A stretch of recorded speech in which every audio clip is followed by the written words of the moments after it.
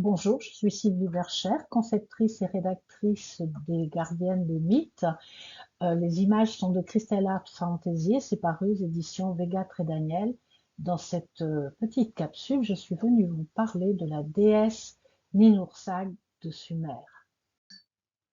Alors ça fait pas très longtemps que nous connaissons et que nous avons traduit les tablettes sumériennes, puisque ça date de la fin du 19e siècle. Alors que ça nous a vraiment donné tout un ensemble de mythes et d'histoires qui sont d'une richesse incroyable. Et c'est une de ces histoires-là que nous allons survoler aujourd'hui dans cette capsule, l'histoire de Enki et Ninhursag. Ces mythes-là ont été racontés, créés, inventés, ont émergé de la psyché humaine environ 2000 ans avant la Bible, et vous verrez qu'il y a tout un ensemble d'éléments que l'on retrouve qui font correspondance avec un renversement des valeurs. Le mythe commence dans un environnement merveilleux et paradisiaque qui ressemble au jardin d'Éden, sauf que ce jardin s'appelle le jardin de Dilmun, où vivent le dieu et la déesse dans une parfaite harmonie avec beaucoup d'amour. À ce moment-là, le dieu est traité de taureau, il est décrit comme un taureau parce qu'il est très désirant. Il passe son temps à avoir envie de faire l'amour avec son aimé, et puis elle lui exprime qu'elle a besoin et qu'elle aimerait bien qu'il y ait de l'eau sur son île, donc le dieu il va s'unir à elle, la nature va jaillir, mais il va aussi pénétrer la terre et les sources vont jaillir, les rivières vont jaillir, les mers, les océans. Donc on voit la puissance de ce masculin qui, en perçant avec amour, fait jaillir la nature et crée la vie. Ici, il n'y a qu'une chose qui compte, hein, c'est simplement cet amour puissant et ce désir de l'autre. Alors ce dieu Enki, une fois qu'il aura créé les sources, les rivières, les fleuves, les océans et les mers, il va créer aussi une zone de marais, des marécages. Donc c'est un endroit où l'eau est stagnante, où il y a macération, où il y a putréfaction. Et si sur le plan analogique, on peut le comparer à l'ombre dans la psyché, cette partie inconsciente dans laquelle se trouvent tous les instincts, les pulsions de survie, mais c'est aussi un endroit où on refoule tout un ensemble de choses qui ont besoin de maturer et d'évoluer, hein. Et donc, il se promène là-dedans, mais il n'est pas tout seul. Il est avec un conseiller, son fidèle conseiller, son vizir, hein, qui s'appelle Izimud. Et Izimud, il est un petit peu particulier, d'abord parce que c'est un dieu pour lequel on n'a trouvé, en tout cas jusqu'à présent, aucun temple, c'est-à-dire aucune célébration, aucune dévotion. Et puis son autre particularité, c'est que c'est un dieu qui a deux têtes. Alors on peut considérer que ce sont deux têtes qui permettent de voir dans tous les sens, hein, à droite, à gauche, en haut, en bas. Il observe tout, il voit tout, mais c'est aussi un symbole de duplicité.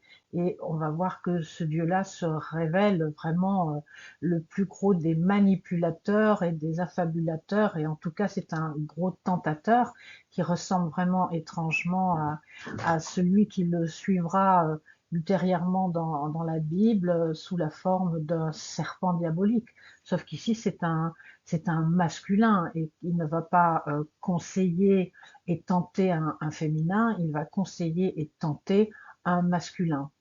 Et donc, ce Izimud, il est là avec le dieu à se promener dans les marais, et au loin, il voit se promener les suivantes de la déesse Ninhursag, et en gros, il lui dit quelque chose comme bah écoute, t'es Dieu, hein, tu fais tout ce que tu veux, donc profites-en, amuse-toi, euh, va profiter de ces femmes, et le dieu va se laisser tenter. Donc il lui dit clairement, embrasser cette jolie fille, embrasser la jolie Ninsar. Mais en réalité, il va beaucoup plus loin que ça, puisqu'il lui dit aussi, maître prenant la barque, je vais tenir la voile et souffler le vent, afin que vous puissiez vite poser votre pied sur sa berge, de manière à atteindre l'endroit où se trouvent ces jolies filles. Donc on voit qu'il ne fait pas que conseiller par le verbe, il est aussi acteur, hein, c'est lui qui prend un peu les directives de tout ce qui va se passer.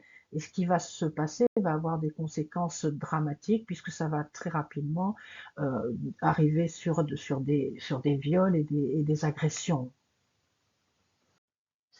Alors, ce qu'on peut lire dans le mythe, c'est qu'à partir du moment où intervient ce conseiller, Izimoud, le dieu Enki n'est plus dans une relation d'amour avec Ninhursag, il n'est plus dans le hiérogamos, il va passer dans un schéma de prise de pouvoir, et en particulier donc prise de pouvoir du féminin, comme si c'était un objet de plaisir, hein.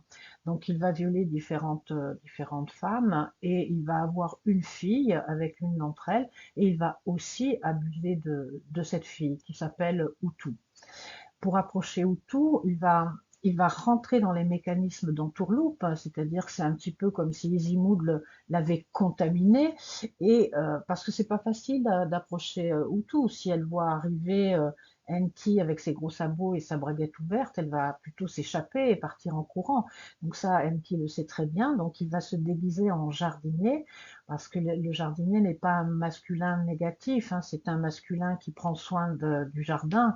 Il prend soin, il est bienveillant avec les plantes, avec les fleurs, avec les légumes. Donc, il sait que s'il se déguise en jardinier, ou tout ne va pas se méfier. Donc, il s'affuble comme ça de costume de jardinier, et il prend une corbeille de fruits dans lesquels il met différents fruits, et en particulier, mais ce n'est pas une surprise, une pomme. De cette manière-là, où tout ne se méfie pas, il réussit à l'approcher, et il abuse d'elle. Alors cet Enki qui a violé tout un ensemble de femmes, y compris sa propre fille, eh bien il va éjaculer partout dans tous les sens. Et bon, c'est un dieu, donc ce sperme qui est répandu un petit peu partout, il va générer des plantes qui vont pousser, des plantes magiciennes, des plantes médicinales. Et une fois de plus, bien conseillé par Izimoud, il va vouloir manger les plantes pour acquérir leur pouvoir, sans bien sûr en parler avec Ninhursag, sans échanger avec elle, hein. Donc il transgresse ici des interdits. Et le malheur pour lui, c'est qu'en ingérant ces plantes, ben, il va tomber très gravement malade, et il va vraiment être moribond. Euh, à ce moment-là, la déesse, qui est toute puissante et qui a encore toutes ces possibilités d'action, de verbe, de décision, qui est complètement autonome et dans sa souveraineté, elle va le regarder et lui dire: écoute, t'as fait des conneries, t'as plus qu'à crever, et elle s'en va. Donc là, nous sommes dans un moment très compliqué, très dangereux du mythe, c'est-à-dire que les fonctions du masculin et du féminin sont séparées, elles sont coupées l'une de l'autre. Il y a le féminin qui est parti au fin fond de la psyché, de l'inconscient, et le masculin qui est en train de mourir par abus de pouvoir. Donc tout peut mourir en fait, hein. Ici, c'est vraiment très très dangereux, et c'est ici que vont intervenir différents dieux. Ils vont aller chercher l'aide du petit renard malin, qui agit un petit peu comme une fonction transcendantale, et qui va être chargé d'aller convaincre la déesse de revenir. Donc il y parvient, hein. Elle va revenir convaincue par le renard, mais aussi parce que quelque part au fond elle l'aime toujours, hein, cette Enki. Et là elle va faire quelque chose de vraiment très impressionnant. Elle va guérir le dieu, mais elle va pas le guérir de n'importe quelle manière. C'est-à-dire que dans un premier temps elle va se mettre nue, c'est-à-dire elle va être authentiquement elle-même. Elle va pas être affublée de croyances et de culture, hein, ou de pensées tordues, et elle va s'asseoir sur son sexe. Donc là, ici, nous avons une image qui n'a pas tellement besoin d'être décortiquée, hein. Il s'agit vraiment d'un coït, et c'est assez intéressant de voir que la déesse donc se met dessus, et ça nous rappelle un petit peu l'histoire de Lilith qui a été éjectée du paradis parce qu'elle ne voulait pas se mettre en dessous d'Adam, hein. Et donc elle, ça lui est reproché, alors qu'au moment de Ninhursag, ce féminin est encore tout puissant, et il a la possibilité donc de se mettre dessus. L'image est intéressante, hein, parce que elle le remet en elle, hein. Elle le réingère, elle va remettre un petit peu, elle va lui permettre de renaître en quelque sorte. Et elle va lui demander où est-ce qu'il a mal. Donc lui va lui expliquer qu'il a mal au crâne, aux cheveux, au nez, à la bouche, à la gorge, au bras, à la côte, et puis au flanc. Si on regarde un petit peu plus en détail ces différentes parties, donc le crâne, les cheveux, le nez, la bouche, la gorge, c'est la tête. Il a vraiment mal à la tête, il a vraiment un problème à la tête. C'est-à-dire que la tête, c'est un symbole majeur du masculin, c'est la fonction qui nous permet de penser, de réfléchir, d'analyser et de discerner. Or, nous avons vu dans le mythe que Enki, il n'a pas su discerner le bon gré de l'ivraie, il s'est laissé complètement entourloupé par son conseiller, il est même devenu entourloupeur lui-même, donc il a besoin de régénérer cette fonction masculine en lui pour être capable de beaucoup mieux discerner. Ensuite, elle va lui guérir les bras, la côte et le flanc. Et là, ici, on arrive dans une partie du corps qui correspond beaucoup plus aux tripes et à l'utérus, c'est-à-dire à la fonction fécondante de l'être humain. Et la fonction fécondante qui porte un enfant, c'est le féminin. Or, ici, dans l'histoire du mythe, le dieu a voulu prendre totalement le pouvoir, peut-être même celui de pouvoir avoir des enfants lui-même. Et on le voit dans des mythes ultérieurs où le masculin se donne le droit de générer des enfants, comme Zeus qui va donner la vie à Athéna avec sa tête et à Dionysos avec sa cuisse. Donc là, elle est en train de remettre les choses à leur place, c'est-à-dire en tout équilibre et en toute complémentarité. À ce moment-là, on voit bien que les deux fonctions ne sont plus complètement isolées, coupées en conflit, elles sont en train de s'unir à nouveau, et dans cette union, qui est une union d'amour à la source, il y a la guérison. Et donc on arrive au Hierogamos, hein, à cette union majeure entre le masculin et le féminin, et ici c'est très beau parce que c'est très complet, il y a une union spirituelle, puisqu'on est dans le monde symbolique, mais ça nous est montré par une union charnelle, c'est l'amour total, par la chair, par le cœur et par l'âme. Alors voyons ce qu'elle peut dire, cette déesse Ninhursag, par rapport à un tirage, c'est-à-dire avec d'autres cartes et d'autres déesses sur, imaginons, un questionnement sur un problème de santé. Alors, nous tirons les cartes.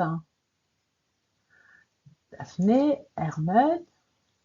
Alors, c'est très surprenant parce qu'en fait, quand je prépare les tirages, je choisis bien sûr la carte qui correspond à la capsule que nous venons de traiter, mais ensuite je fais un véritable tirage, tant pour le choix des cartes que pour leur positionnement. Et ici, les cartes qui sortent, ce sont vraiment des cartes qui correspondent au schéma dont nous venons de parler.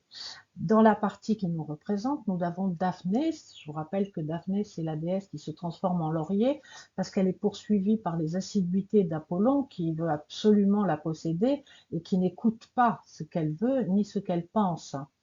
Euh, Elle se transforme en laurier, c'est-à-dire elle se transforme en plante verte. C'est une jolie plante dans un pot. Donc la posture ici face aux problèmes de santé, c'est une espèce de fragilité, une espèce de protection que l'on se met autour, mais on ne fait pas de vagues. Hein, on est dans son pot, on ne bouge pas. Donc il y a vraiment une fragilité.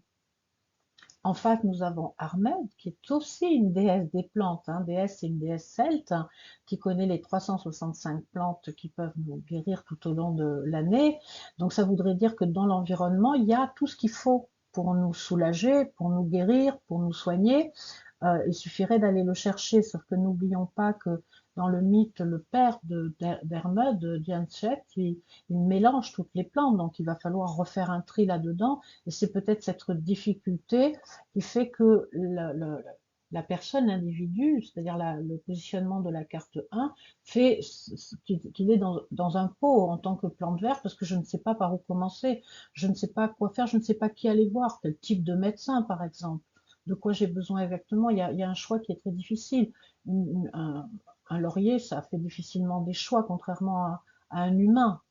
En haut, nous avons Caer, qui est une déesse cygne, qui indique ici aussi une difficulté de s'incarner, d'être dans la matière, ce qui rajoute une couche dans cette approche psychique face à la maladie, de je ne suis pas ancré, je ne sais pas trop quoi faire, je me sens fragile, je suis fatiguée, je ne sais pas faire mes choix, voilà. Ça manque de possibilités d'acter et d'aller vers quelque chose de concret. En bas, nous avons Bobo. Et donc Bobo, là, nous retrouvons la scène finale du mythe, c'est-à-dire des histoires sexualité, mais dans le sens de sexualité sacrée, c'est-à-dire qui ramène la vie, qui active la vie et la joie. Bobo, c'est cette déesse qui lève ses jupes devant Déméter pour lui redonner le sourire. C'est aussi Ozoumé qui lève ses jupes et qui montre aussi sa vulve pour faire réveiller Amaterasu. Donc on a ici en résultante cette vulve montrée, offerte, et qui dit souviens-toi d'où tu viens, mais qui dit c'est par là que se trouve la vie. Hein, c'est dans cette partie-là que se trouve l'énergie vitale. Donc là, dès à présent, on voit que le jeu est assez intéressant parce que si la situation actuelle est présente et compliquée parce qu'on ne sait pas trop et on est très fragilisé, on n'est pas incarné, on ne sait pas trop comment faire hein, dans le concret, ben quand même la résultante, ce sera qu'il y a du concret qui va se mettre en marche, c'est-à-dire que la vie va s'activer. Donc on peut deviner que ça va être Ninursak qui est au milieu, et ça confirme cette lecture, puisque Ninursak, vous avez vu, c'est une déesse souveraine qui a toutes ses fonctions. Elle est capable, quand les choses ne lui plaisent pas, de s'en aller, elle est capable par amour de revenir, elle est capable de soigner le dieu, elle est capable de l'aimer suffisamment pour s'asseoir dessus et le métamorphoser. Donc ici, c'est elle qui est au centre. Donc il y a cette puissance vitale qui émerge et qui est capable de remodifier les choses et qui nous mène donc à cette bobo flamboyante.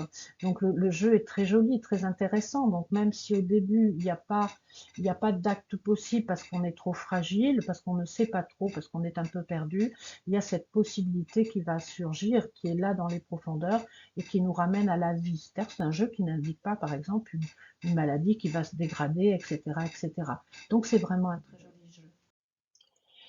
Voilà, nous en avons fini avec cette capsule sur Enki et Ninhursag, qui est vraiment un très très beau mythe parce qu'il nous parle d'amour, il nous parle de hiérogamos, il nous explique la différence entre le hiérogamos et la possession pour le plaisir de l'objectisation du féminin. Il nous parle d'un amour total, c'est-à-dire avec la chair, avec le cœur, avec l'esprit et avec l'âme. Il nous permet de voir aussi le retournement et l'utilisation qui a pu en être faite 2000 ans après. Donc voilà, c'est vraiment un très très beau mythe. Donc ici, c'était la petite capsule. Si vous êtes intéressé, si cette histoire vous a parlé, si elle fait écho à votre mythe intérieur, vous pouvez la retrouver de manière beaucoup plus détaillée, beaucoup plus approfondie avec mes vidéoconférences que je propose directement sur mon site. Voilà. Et en attendant, ben, je vous dis à très bientôt pour de nouvelles aventures.